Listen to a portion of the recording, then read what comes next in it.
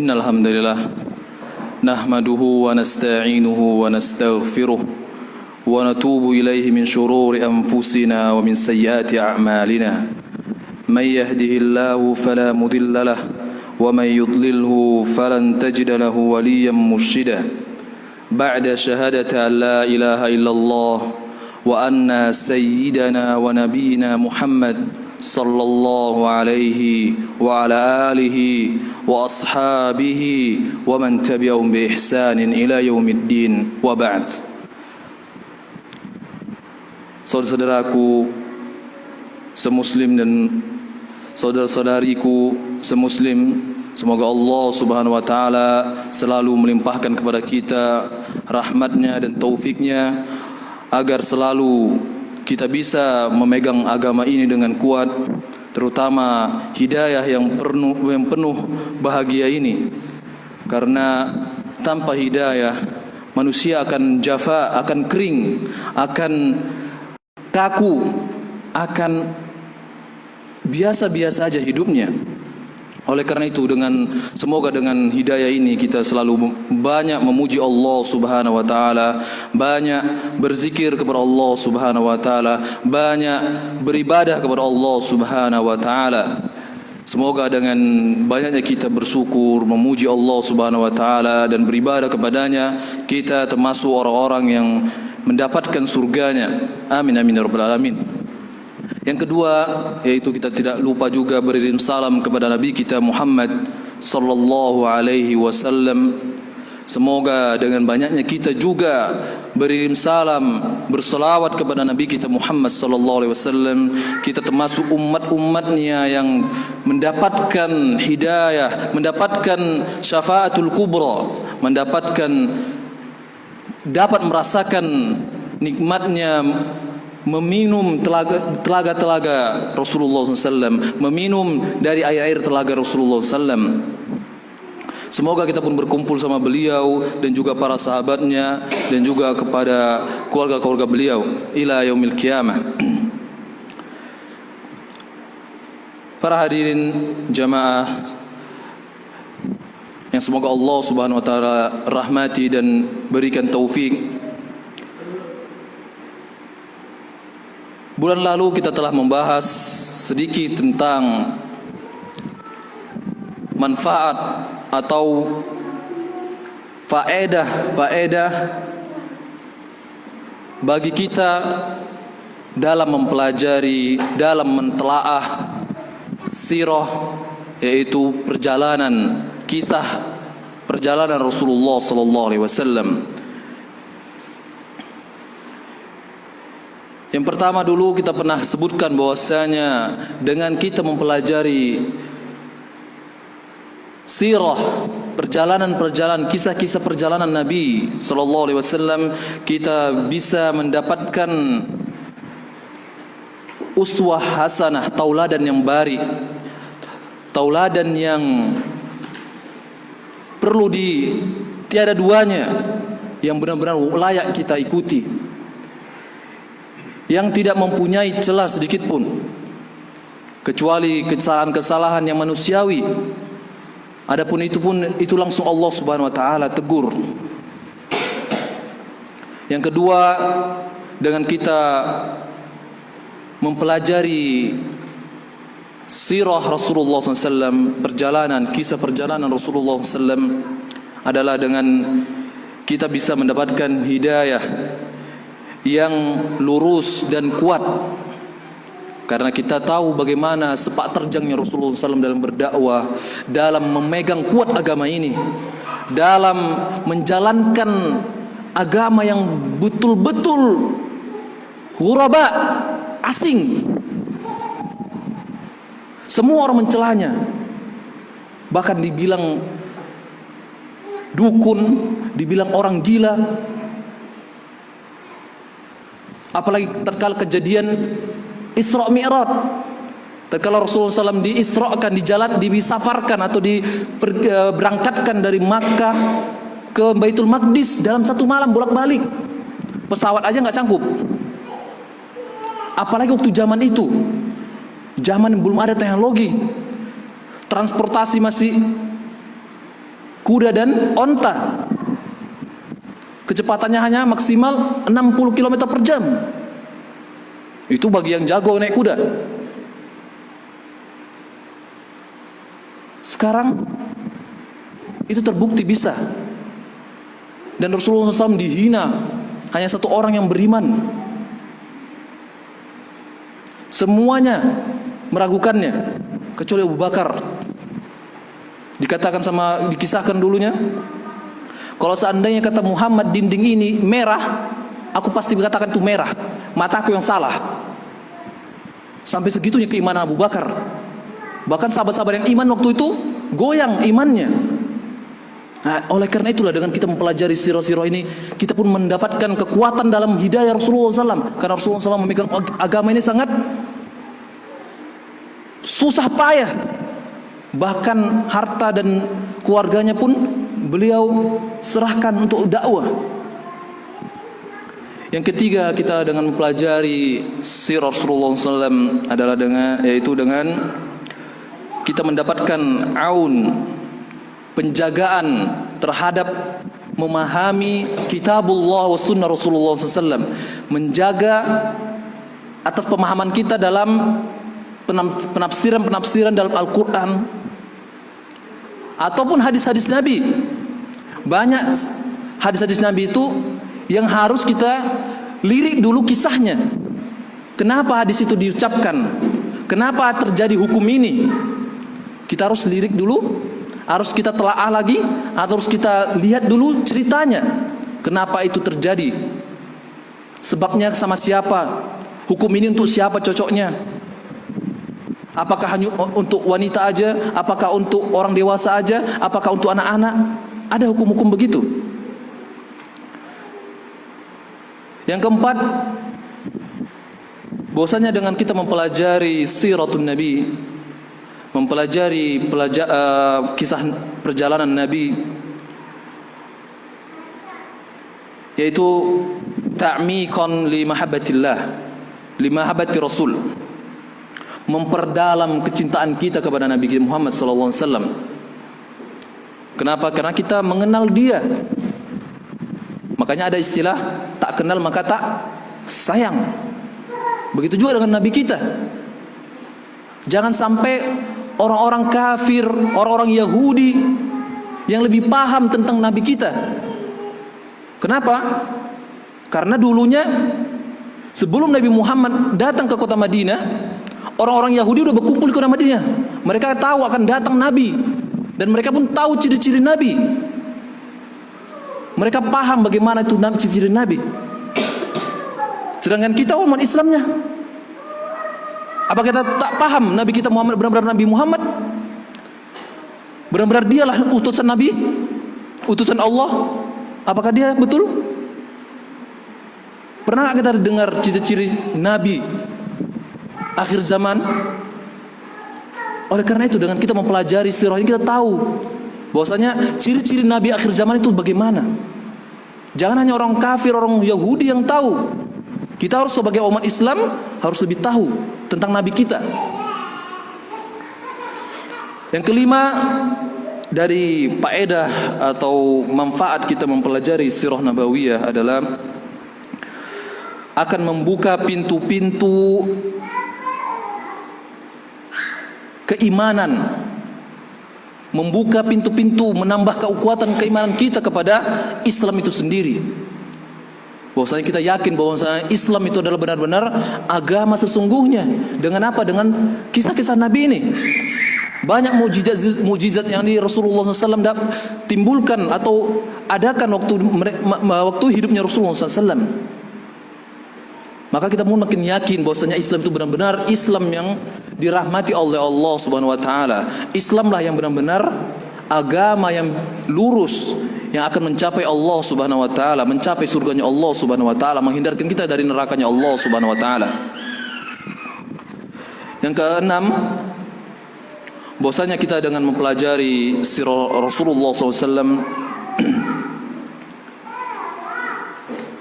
kita akan menjaga agama Islam itu sendiri. Dengan kita mempelajari, mengetahui kisah-kisah Nabi, sama aja kita menjaga agama Islam.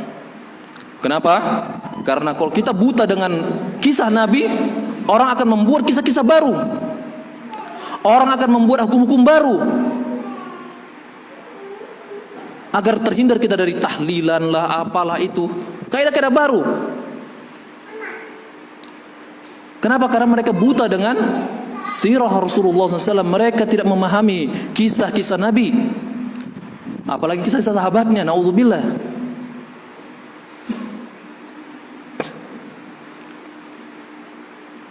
Itulah kemarin 6 pokok pembahasan kita. Adapun yang sekarang kita masuk yang ke-7 dalam kita mempelajari sirah Rasulullah SAW.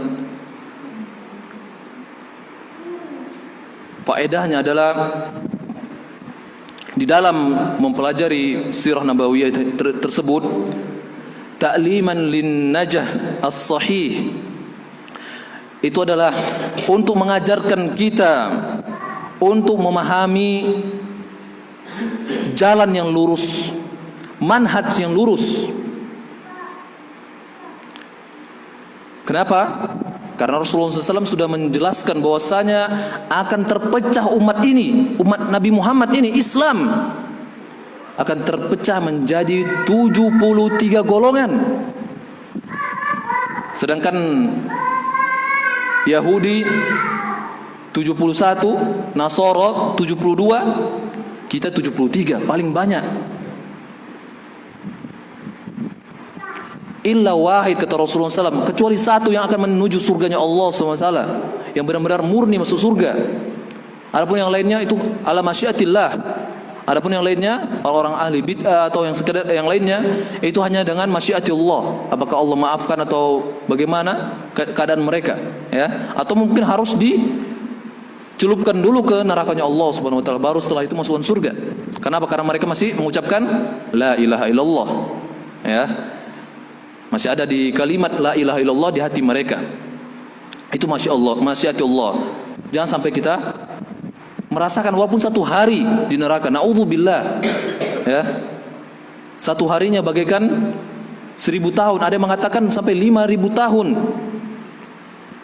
Kalau 10.000 tahun mungkin masih, tapi nggak ringan ya. 10.000 tahun nggak ringan. Apalagi naudzubillah kalau benar-benar nanti 5.000 tahun. Ka khamsi alfi sanati mimma ta'udun. Bagaikan 5.000 tahun kalian menghitungnya di dunia ini. Satu harinya. Naudzubillah. Setengah hari pun kita nggak mau. 25 tahun, 25.000 tahun, ya, nggak mau, ya. Naudzubillah.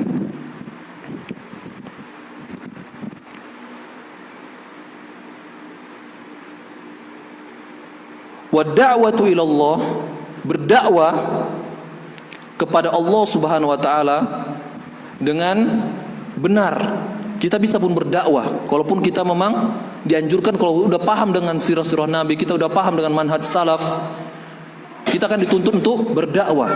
Maka kita bisa mendakwahkan dengan kebenaran. Kenapa? Karena kita tahu sirah-sirah Nabi. Hum ahlud diyarun bihadihi wa najati wa siratihi sallallahu alaihi wasallam.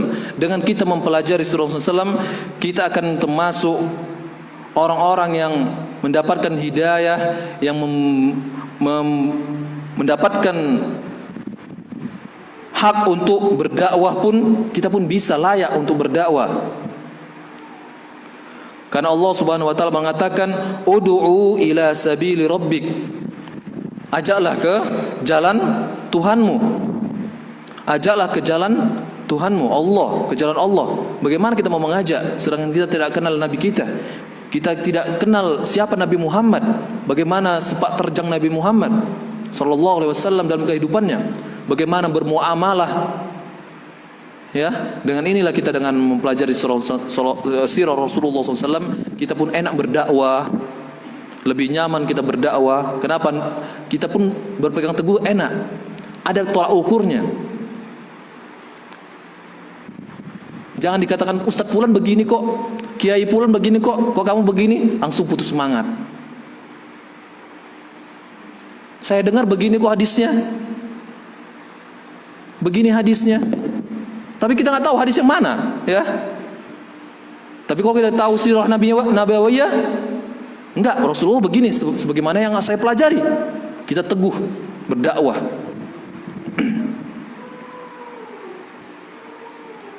Sebagaimana sabda Rasulullah, firman Allah Subhanahu wa taala, ittaba'ani wa man ana basir. Ini salah ini ayatnya ini.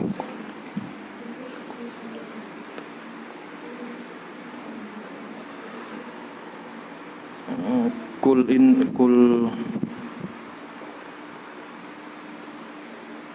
surat Yusuf. Ini kayaknya salah nih, Pak.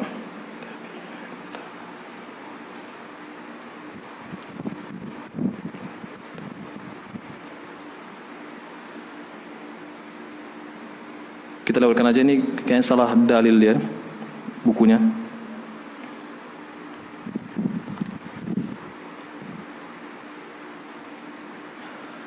Maka dengan mempelajari sirah nabawiyah yang sangat sempurna dalam menegakkan agama ini,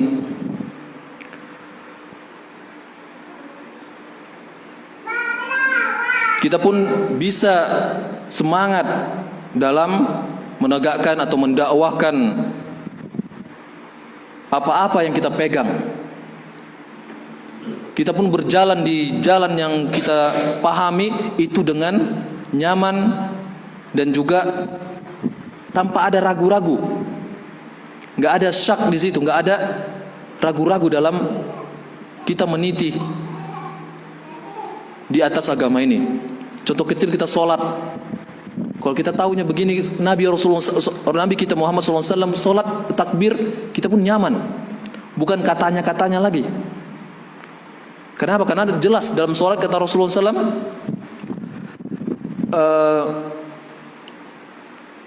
Sallu kama ra'aitumuni usolli. Sholatlah kalian sebagaimana aku ini sholat. Bagaimana kita mau memahami sholat Rasulullah kalau kita tidak tahu gimana kisahnya? Bagaimana Rasulullah takbirnya? Sia-sia dong kita sholat 20 tahun, 30 tahun, ternyata nggak sesuai sama Rasulullah SAW. Karena situ jelas perintahnya, sallu, sholatlah, itu perintah wajib berarti. Sallu kama ra'aitumuni, sebagaimana kalian melihatku sholat. Aku begini sholat, ya begitu kalian. Gak boleh ikut-ikut yang lain. Bukan katanya-katanya. Naudzubillah, nanti sampai mati kita 40 tahun, 50 tahun sholat, ternyata gak sesuai dengan Nabi. Oleh karena itu, kita dengan memahami sirah nabawiyah, kita pun lebih tenang hatinya dalam berjalan di agama ini. Kita tenang, nyaman kita berjalan yang jalan lurus ini. Yang kedelapan,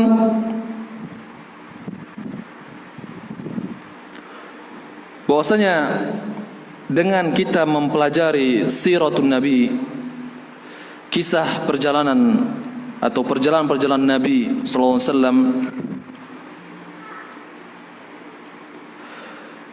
bahwasanya dalam sirah itu sendiri ada tanda-tanda dari tanda-tanda kenabian Rasulullah SAW. Ya, dari perjalanan kisah Nabi itu, dari pertama kali diutus sampai Rasulullah SAW wafat, itu semuanya ada tanda-tanda kenabian. Benar-benar ada tanda-tanda kenabian. Contohnya apa? Hijrah. Kenapa Rasulullah hijrahnya ke Madinah? Kenapa nggak Yaman? Lebih besar kotanya. Kenapa nggak ke Syam? Lebih besar kotanya, lebih kuat pasukannya. Kenapa dipilih ke kota Madinah? Ini kan semua adalah tanda-tanda kenabian. Bahkan orang Yahudi pun, orang-orang Yahudi yang dari Palestina itu datang ke kota Madinah nunggu. Sebagai saya ceritakan tadi ya, mereka nunggu di kota Madinah. Bahwasanya sekaranglah masa-masa akan turun Nabi akhir zaman. Mereka tunggu di sana. Makanya banyak di kayak Tabuk. Tabuk itu daerah orang Yahudi. Makanya kalau Rasulullah serang itu mereka pun tunggang langgang, ya, kabur tunggang langgang. Itu pentolan-pentolan Yahudi di situ, di Tabuk. Bahkan ada syairnya, ya. Ada syairnya. Kalau syair-syair tentang pengecutnya orang-orang Yahudinya tatkala di Tabuk, tatkala Rasulullah SAW menyerang, ya. Baik. Oleh karena itu di sini kita dengan mempelajari pelan-pelan, ya, bertahap-bertahap, kita akan memahami bahwasanya di situ ada tanda-tanda ayat-ayat tentang kenabian Rasulullah SAW. Dialah benar-benar nabi yang diutus untuk akhir zaman ini. Enggak lagi ada nabi setelahnya. Maka kita pun yakin nanti kalau ada yang mengaku-ngaku nabi, kita yakin bahwasanya enggak lagi ada nabi kecuali Nabi Muhammad SAW. Dengan apa? Dengan kita mempelajari sirahnya. Bahwasanya itulah tanda-tanda kenabian akhir zaman.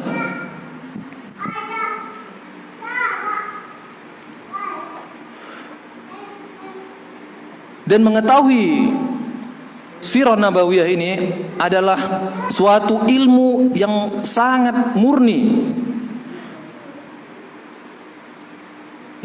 yang di dalamnya benar-benar terdapat hikmah-hikmah yang sangat luar biasa. Dengan itu kita bisa menjadikan manusia yang sangat berharga di diri kita. Contoh kecil Nabi Muhammad SAW sampai beliau wafat belum pernah mencela makanan. Apakah kita sanggup? Kurang garam aja udah merepet kita. Manis sedikit aja udah gak mau makan, ya. Nabi tidak. Dengan berjalannya sirah Nabawi itu, kita kan paham bahwa beginilah sifat Nabi dalam makanan, dalam keluarga, dalam berteman, menyapa temannya, banyak dan banyak lagi.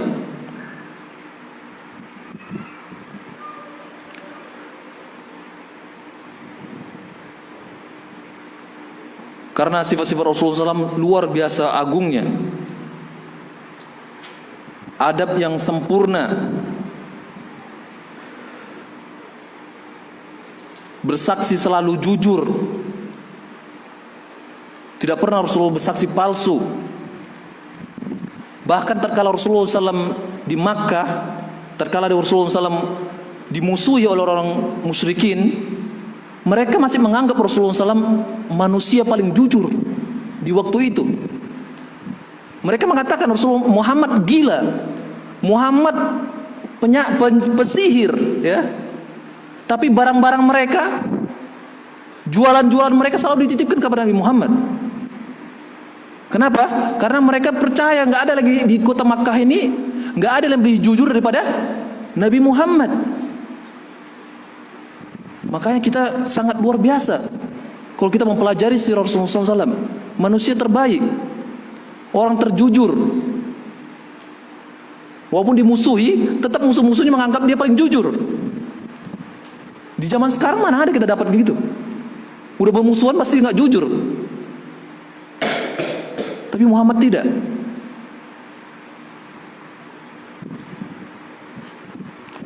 Yang kesembilan, dengan kita mempelajari sirah Rasulullah SAW,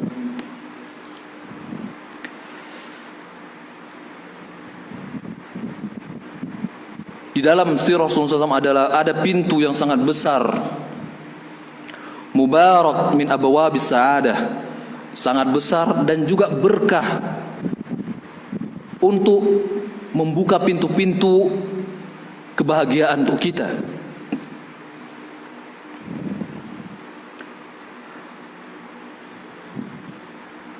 Bahkan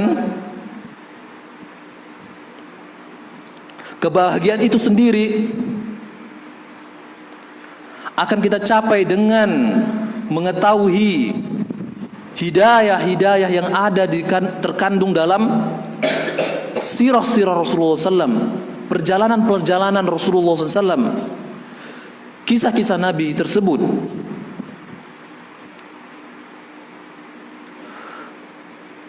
Maka tidak akan kita dapati kebahagiaan kecuali dengan meniti, berjalan dan selalu memegang hidayah-hidayah atau kisah-kisah yang ada, yang hikmah-hikmah yang terkandung dalam kisah-kisah Nabi tersebut. Sebagaimana Ibnu Qayyim rahimahullah dalam kitabnya Zadul Ma'ad fi Hadi Khairil Ibad mengatakan, wa man hahuna ta'allama al-itraru al-ibad fawqa kulli darurah ila ma'rifati rasul wa ma jaa bihi wa tasdiqihi fima akhbar bihi wa ta'atuhu fima amar fa innahu la sabila ila sa'adati wal falahi la fid dunya wala fil akhir illa ala aidi ar-rasul sallallahu alaihi wasallam. Banyak kita dapati orang mencari pola-pola kehidupan bahagia, kehidupan pola sehat, pola ini. Banyak orang mencari-cari pola dalam kehidupan mereka untuk mendapatkan ketenangan dalam dirinya. Akan tetapi mereka tidak akan mendapatkannya kecuali mereka meniti, mengetahui bagaimana Rasulullah SAW dalam sehari-harinya, ma'rifatul Rasul, kita mengetahui Rasul, bagaimana Rasulullah SAW kesehariannya, kehidupannya bagaimana, wa ma jaa bihi, dan apa-apa yang diperintahkannya dan dilarangnya, wa tasdiqihi, kita mempercayainya, mengimaninya 100%, walaupun itu tidak masuk akal. Contoh kecil, lalat kalau masuk dalam gelas kita, dalam minuman kita, bukan minumannya dibuang, celupkan lalatnya, baru buang lalatnya, minum lagi.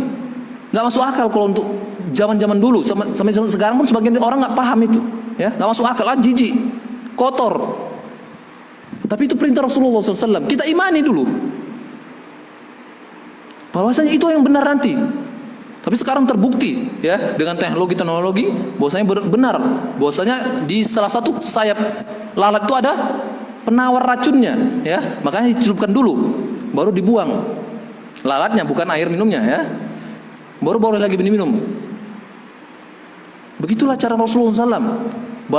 Dulu nggak ada teknologi, dulu nggak ada pengobatan yang modern, nggak ada. Bahkan kaca pembesar aja mungkin mikroskop itu nggak ada dulu, ya. Kok bisa tahu Rasulullah ada di sebelah sayap itu ada obatnya, penawarnya, ya. Kalau nggak dari Allah Subhanahu Wa Taala, dari mana dong?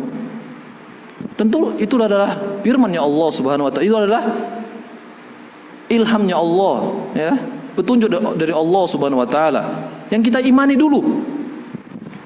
Kita imani 100% apapun yang datang dari Rasulullah SAW. Wa ta'atu fi ma amar, dan mentaatinya 100% juga. Apa yang diperintahkan taati, percaya dan taati. Fa innahu la sabila ila sa'adah, sungguh tidak akan kita dapati kebahagiaan yang hakiki di dunia dan di akhirat kecuali dengan tangannya Rasulullah SAW. Kita pegang dulu tangan Rasulullah SAW. Bagaimana kita memegang tangan Rasulullah SAW? Ya, mengetahui sirah-sirahnya. Kita pelajari sirah-sirah Rasulullah SAW.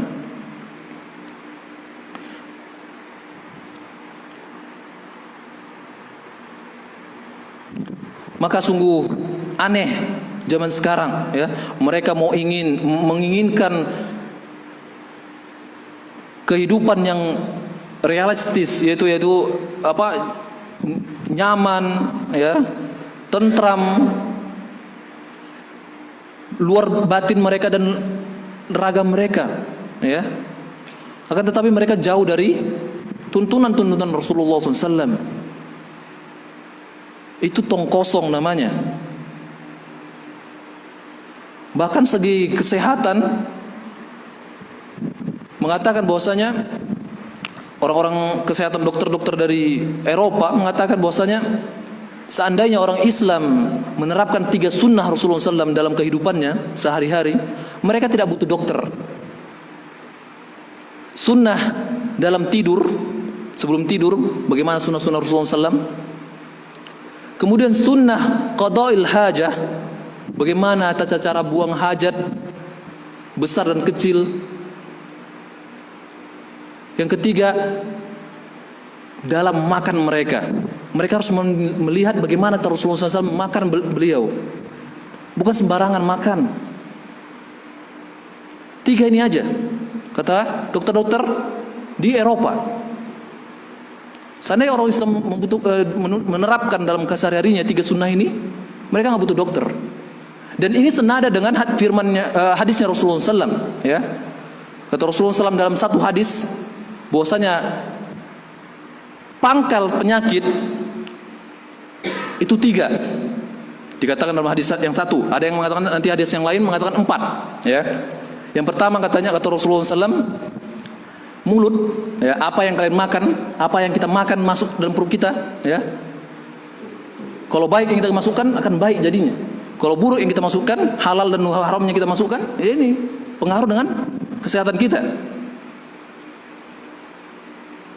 Yang kedua kata Rasulullah SAW, dalam qada'il hajah, yaitu dalam kebutuhan biologis kita, ya, kita harus perhatikan bagaimana kita buang air kecil, buang air besar,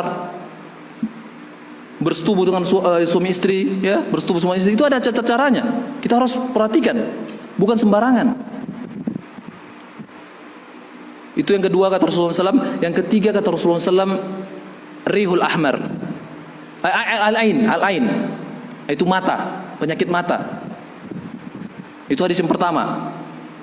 Baru nanti ada hadis ketiga, yang hadis kedua mengatakan 4, yang sama itu rihul ahmar.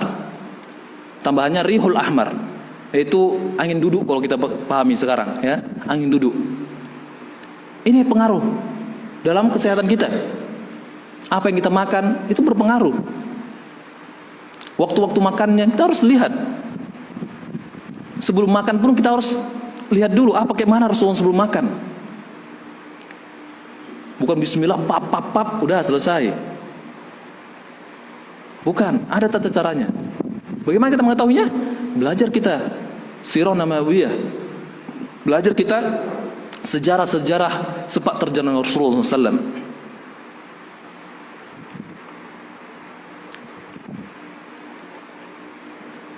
Yang terakhir, yang ke-10, bukan terakhir ya, tapi sebenarnya banyak, tapi kita ambil hanya 10 aja, yang paling utama dalam mempelajari atau memahami kisah-kisah Rasulullah SAW adalah dari kita memahami sirah Rasulullah SAW, bahwasanya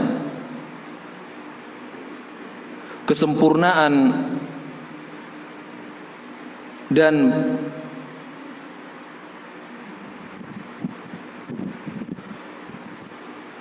bagusnya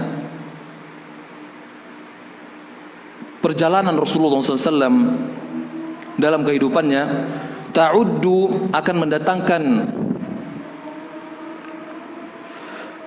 mendatangkan pola hidup yang sempurna, yang semua manusia menginginkan kebaikan dalam pola tersebut. Kenapa? Karena semua perjalanan Rasulullah SAW adalah kebaikan, waraf'atun, dan tinggi martabatnya. Semua perjalanan Rasulullah SAW itu martabatnya sangat tinggi. Tidak ada celah di sana. Tidak ada kekurangan dalam sirah Rasulullah SAW. Yang mana dengan kekurangan ini orang-orang kafir mungkin bisa mencela Rasulullah SAW. Tapi alhamdulillah tidak ada kekurangan dalam perjalanan Rasulullah SAW. Hayatun karimah, karena hidup Rasulullah SAW itu sangat karim, sangat mulia.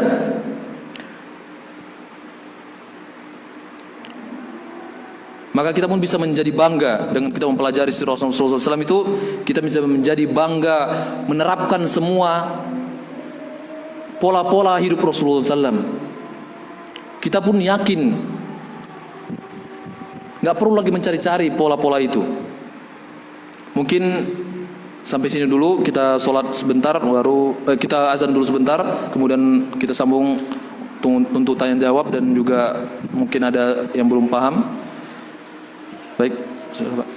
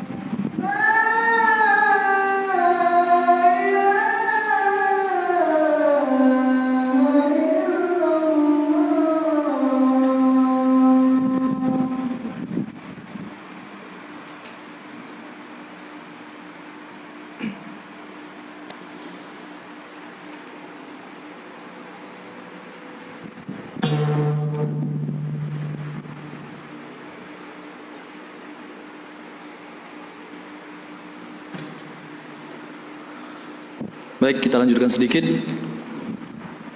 Bahwasanya yang tadi ke-10 dengan kita memahami sirah Rasulullah SAW, bahwasanya dalam sirah Rasulullah SAW itu banyak kebaikan, ya, banyak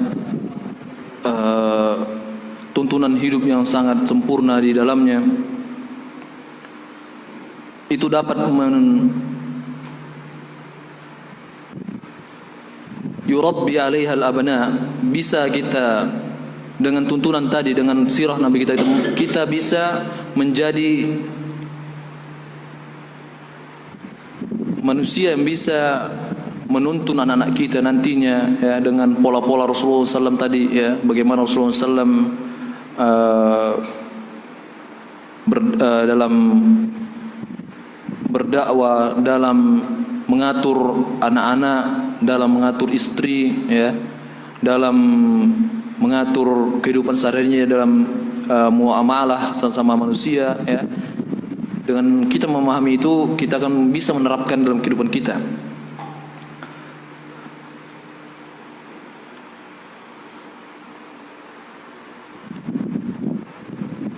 Karena Rasulullah SAW diutus tidak lain tidak bukan untuk menyempurnakan akhlak manusia. Bahkan tanpa tuntunan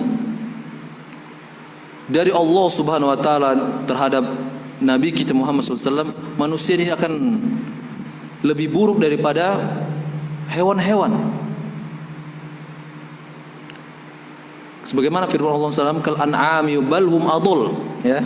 Manusia akan lebih buruk daripada hewan ternak, bahkan lebih sesat lagi manusia ini kalau mereka tidak dituntun dengan nabi-nabi kita.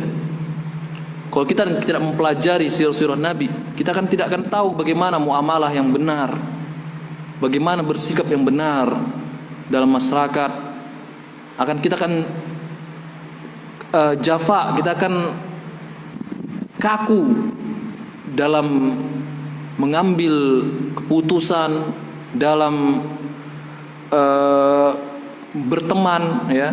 Mentang-mentang sekarang kita sudah berjenggot gitu ya, udah celananya cingkrang gitu ya, kita pun akan merasa, orang pun merasa menjauh. Karena orang merasa menurut kita mau menjauh, kita pun merasa menjauh. Jadinya jangan. Ya. Ada di situ tuntunan-tuntunan Nabi, bagaimana kita bersikap sama orang-orang yang belum tahu agama, ya. Bagaimana bersikap dengan orang kafir, ya, non muslim, ya. Itu ada cara-caranya. Bukan berarti kita hanya ruhama sesama orang yang udah paham sunnah, ya. Kita senyumnya lebar sekali sesama teman-teman di sini, ya, udah ngaji gitu, ya. Bukan. Makanya di sini kita dituntut untuk mempelajari sirah-sirah Nabi agar kita tidak jafa, tidak kaku, tidak kering, ya. Tidak gampang menuduh saudara-saudaranya, ya. Ini haram, ini memang haram, tapi kita ada cara-caranya, ya. Sebagaimana Allah Subhanahu wa taala tatkala mengutus Nabi Musa kepada manusia yang paling bengis di muka bumi, ya, sampai dia berani mengatakan, akulah Tuhan kalian paling agung. Ana rabbukumul a'la. Akulah Tuhan kalian paling tinggi, paling agung. Fir'aun, ya. Apa kata Allah? Faqula lahu qawlan layyina. Wahai Musa dan Harun, katakan kepada Fir'aun dengan kata-kata lemah lembut. Sedangkan saudara-saudara kita sekarang, ya, yang belum paham sunnah mungkin, ya, atau mungkin baru-baru belajar sunnah mungkin, ya, maka kita lebih dituntut untuk berkata lemah lembut. Kita lebih murah senyum sama mereka. Kita lebih akrab sama mereka. Kita harus menimbang maslahat dan mudarat yang lebih besar kalau kita menjauh mereka. Kita timbang dulu. Dengan apa kita menimbangnya? Dengan kisah-kisah Rasulullah SAW. Bagaimana Rasulullah SAW bermuamalah dengan orang-orang Yahudi, ya. Ini Yahudi, ya. Lebih bengis daripada, lebih jahat daripada mungkin orang-orang yang di luar sana, ya. Lebih jahat Yahudi ini. Musuh istilahnya, ya. Musuh terang-terangan Yahudi. Bahkan ada suatu kisah, ya, Rasulullah SAW tatkala mau lewat di rumah dia, Rasulullah SAW selalu dicaci maki, diludahi, ya. Tapi ini orang Yahudi, ya. Tapi tatkala dia sakit, ya, Rasulullah SAW jenguk dia pun langsung kaget, ya. Tapi tatkala ajalnya mendekat, ya, makanya dikata ayahnya, Ati Abu Qasim. Rasulullah mendakwahkan dia, ya, tetap mendakwahkan dia, ya. Seraya ayahnya berkata kepada anak tersebut, taatilah apa yang diseru Abul Qasim, itu Nabi Muhammad SAW. Dia pun masuk Islam, ya, bersyahadat. Beberapa setelah itu wafat, ya. Akan tetapi Rasulullah SAW tidak memusuhinya sedikit pun. Padahal perilakunya sangat tercela, ya. Menghina Rasulullah SAW terang-terangan, bahkan meludahinya, ya. Nah, inilah, dengan kita mempelajari sirah ini, kita pun bisa mulai lebih terbuka, ya, menghadapi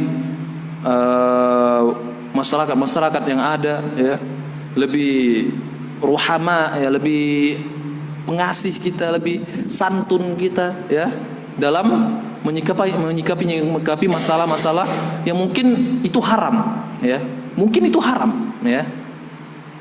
Kalau memang naudzubillah itu haram, kita kan ada cara-cara yang lain, pendekatan-pendekatan yang lebih bagus. Insya Allah ada jalan keluarnya, ya.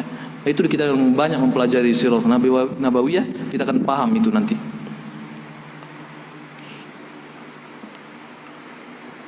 Yang paling utama dari sirah nabawiyah itu kita akan terjaga, ya, terjaga agama kita, ya, lebih terjaga agama kita. Kita pun lebih nyaman dalam melangkah dalam kehidupan sehari-hari kita, nyaman. Ini terbukti, ya, orang-orang yang baru belajar agama, ya, tapi dia yang tidak memahami sirah nabawiyah itu akan gampang terperosotnya atau terlicinnya, kata orang, ya, tergelincirnya gampang sekali. Tapi kalau kita beli buku tentang sirah nabawiyah, kita pelajari pelan-pelan, ya, atau ikut kajian-kajian sirah nabawiyah, itu akan lebih enak. Kita pun lebih nyaman dalam melangkah dalam kehidupan kita. Mungkin ini aja yang bisa saya tuturkan ataupun saya sampaikan untuk malam ini. Kurang lebihnya saya mohon maaf. Adapun kebaikan itu datangnya sematanya dari Allah Subhanahu wa taala. Adapun kesalahan itu datang dari diri saya dan syaitan, saya minta ampun dari itu. Wabillahi taufiq wal hidayah. Assalamualaikum warahmatullahi wabarakatuh. Kalau ada pertanyaan saya buka sedikit.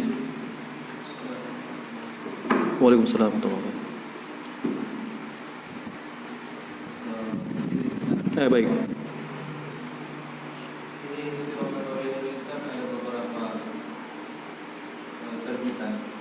Betul. Ada seorang yang bisa kemudian ada yang modern. Kira-kira yang mana yang bagus? Kalau untuk sirah nabawiyah, memang kita harus banyak mentelaah hadis-hadisnya, ya. Memang kita dituntut nanti mempelajari hadis Rasulullah SAW tentang sirah-sirah tersebut. Benar enggak silsilahnya? Ada namanya sanadnya, ya. Ada dalam kisah pun itu ada sanadnya, ya. Kita lihat dulu sanad-sanadnya.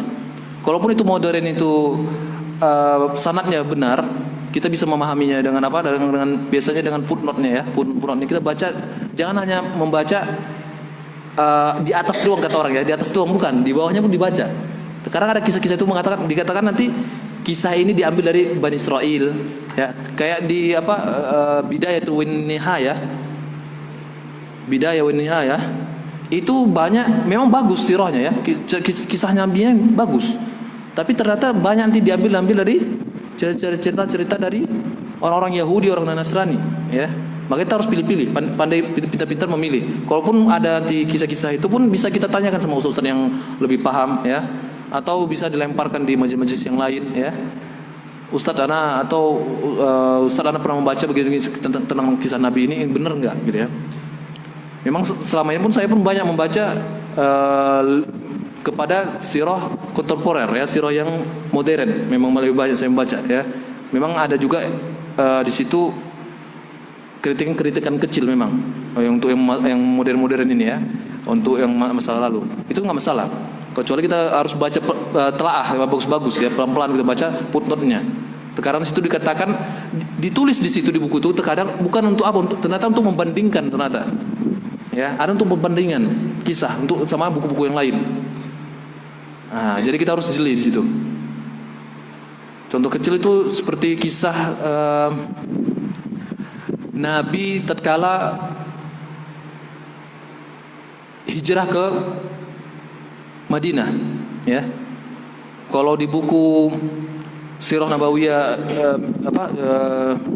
Umdatul Ahkam, ya, Umdatul Ahkam termasuk, ya, itu mengatakan bahwasanya Rasulullah SAW itu muter dari Makkah menuju ke Yaman dulu, ya. Menuju ke enggak langsung menuju ke Madinah, enggak. Dikatakan dalam kisah itu Rasulullah ke Yaman dulu, muter ke arah ke sekarang itu namanya Julabib apa ya namanya? Aduh lupa. Qatar lah dibilang ya. Sekarang itu Qatar. Dia muter dulu ke Qatar baru nanti ke Madinah. Kalau dalam sirah yang lain kontemporer dikatakan bukan begitu, ya. Makkah memang menuju ke Yaman, menuju ke Yaman, mundur dulu Rasulullah SAW, tapi ke Taif nanti mutarnya, bukan ke sana. Nah, itu bedanya. Ini Makkah, ini Madinah. Sana ya, ini Yaman. Ini Yaman ya. Ini sana Sam. Rasulullah dikatakan bahwasanya Rasulullah dari Makkah ke Yaman, muter ke sana, baru ke Madinah. Kalau kontemporer mengatakan dari Makkah ke Yaman, muternya ke Taif. Ke Taif dia muternya. Ya, baru ke Madinah. Ana lebih condong ke Taif. Lebih condong ke sini ana. Karena memang banyak fakta-fakta yang lain mengatakan, ya. Di koreksi-koreksi bahwanya lebih ke sana muternya Rasulullah SAW. Bukan yang menuju lebih jauh, bukan. Kenapa begitu? Karena tatkala Rasulullah SAW keluar dari Makkah, itu orang-orang kafir Quraisy itu langsung mengejar, ya, memburu Rasulullah SAW untuk dibunuh. Makanya harus kalau dibilang dihilangkan dulu ya, disiasati, ya, disiasati dengan apa? Ke Yaman dulu. Ya, ke Yaman dulu, baru muter gitu ya. Jadi orang-orang Quraisy itu mengejar, nggak dapat gitu ya. Dikira Rasulullah kencang kali, mereka makin kencang nggak dapat juga. Pokoknya di belakang Rasulullah gitu ya. Kenapa? Karena orang-orang Arab dulu kalau mau memburu manusia di padang pasir itu mau dihapus pun jejaknya dapat. Luar biasa orang Arab dulu. Memang itulah Allah jadikan orang Arab ya. Kalau memegang sesuatu itu jadi ahlinya. Orang Arab kalau memegang sesuatu, kalau main bola atau apa ya, atau profesi, kalau orang Arab memegang itu sudah jadi ahlinya. Itu orang Arab. Melacak orang pun begitu. Sampai jejak kaki manusia mereka bisa membedakan. Kalau ada pembunuhan gitu ya, kalau kita pakai sidik jari ya, orang Arab enggak pakai jejak kaki, bisa. Oh ini pelakunya. Ada pembunuhan begitu ya, pelakunya ini. Kenapa? Mirip sama jejaknya sama ini. Mereka bisa membandingkan. Itu ahlinya orang Arab, ya. Memburu pun di padang pasir untuk mereka luar biasa jagonya. Kayak manapun kita hapus jejaknya, mereka tahu. Oh ini baru sebulan, ini baru seminggu, tahu mereka jejak itu. Oke, sekian aja dulu. Ada lagi?